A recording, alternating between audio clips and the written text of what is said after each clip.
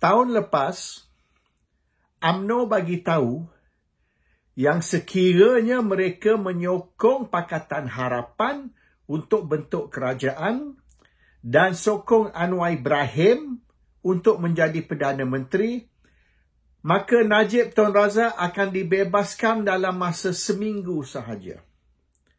Seminggu selepas Perdana Menteri baru angkat sumpah, Najib akan diberi pengampunan dari Seri Paduka Baginda Yang di-Pertuan Agong dan Najib boleh balik rumah.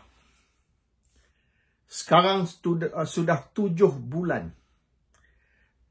Najib masih lagi duduk dalam penjara dan tidak ada apa-apa indication atau kesan yang Najib akan dibebaskan. Ada 3 cerita tentang sebab apa Najib tidak dibebaskan. Dan ketiga-tiga cerita ni dari sumber dalaman, inside sources. Tapi cerita yang mana yang betul, saya pun tak boleh nak pasti. Sebab ketiga-tiga ni dari sumber dalaman. Jadi, kalau dari sumber dalaman, bermaknanya mereka tahulah apa yang mereka bercakap ni.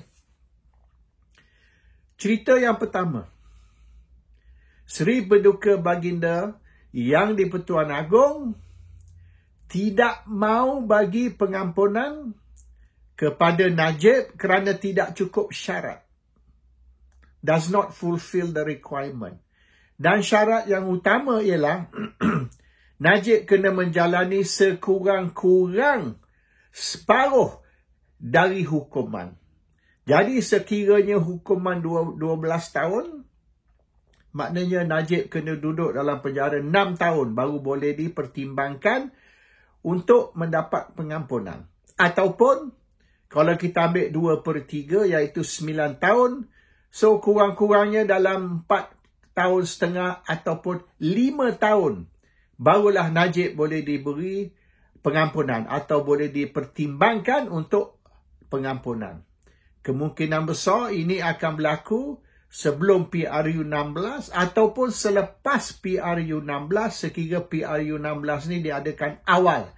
Misalan dalam 4 tahun selepas pilihan raya yang kelepas PRU 15. Itu cerita yang pertama. Cerita yang kedua, Agong nak bagi pengampunan kepada Najib. Tetapi lembaga pengampunan tidak recommend untuk pengampunan. Jadi, Seri Paduka tak bolehlah pandai-pandai tuanku memberi pengampunan untuk Najib kecuali ada desakan atau recommendation dari lembaga pengampunan. Sama macam kes Anwar tahun 2018, Agong beri pengampunan kepada Anwar sebab direkomend oleh lembaga pengampunan. Adakah lembaga pengampunan tu sah ke tak sah, itu cerita lain. Tapi ada recommendation dari lembaga pengampunan untuk Anwar diberi pengampunan, maka Anwar dapat pengampunan dalam seminggu selepas kerajaan baru dibentuk. Tapi mereka kata Anwar cukup syarat, dia dah lebih pada separuh. Najib ni belum lagi. Tapi sekira lembaga pengampunan rasa wajar dan recommend kepada Agong, maka Agong tidak ada halangan. Masalah dia, lembaga pengampunan tidak recommend atau tidak sokong pengampunan. Jadi Agong's hands are tight lah, dia tak boleh nak buat apa-apa. Yang ketiga, cerita dia, lembaga pengampunan tidak memberi recommendation untuk pengampunan bagi Najib kerana perkara ni tidak dibawa untuk lembaga pengampunan bincang. Kalau pengampunan Najib tidak ada dalam agenda, maka lembaga pengampunan tak boleh buat apa-apa juga.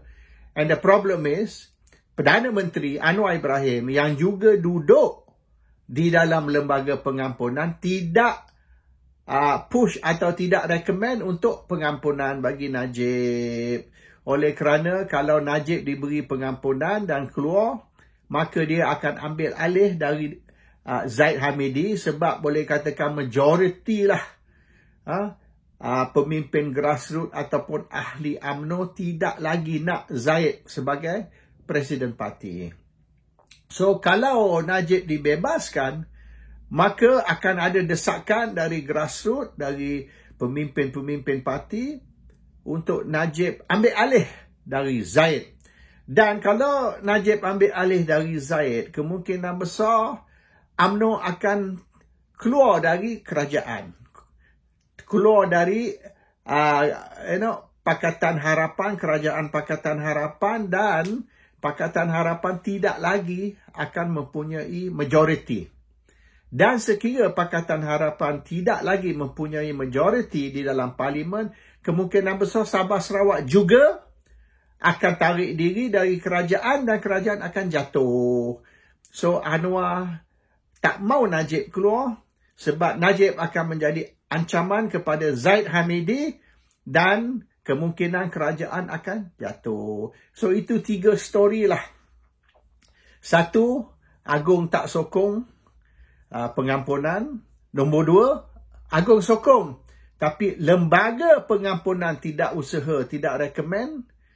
Dan yang ketiga, lembaga pengampunan tak ada halangan. Tapi Perdana Menteri yang tak mahu lembaga pengampunan bertindak untuk recommend pengampunan kepada Agong. So, which is the correct story? Kita tak tahu. Tapi mungkin di masa-masa akan datang dan mungkin tidak lama lagi, cerita sebenar, siapa dia? Tuanku, lembaga pengampunan, atau Anwar Ibrahim yang tidak mahu Najib dibebaskan akan diketahui.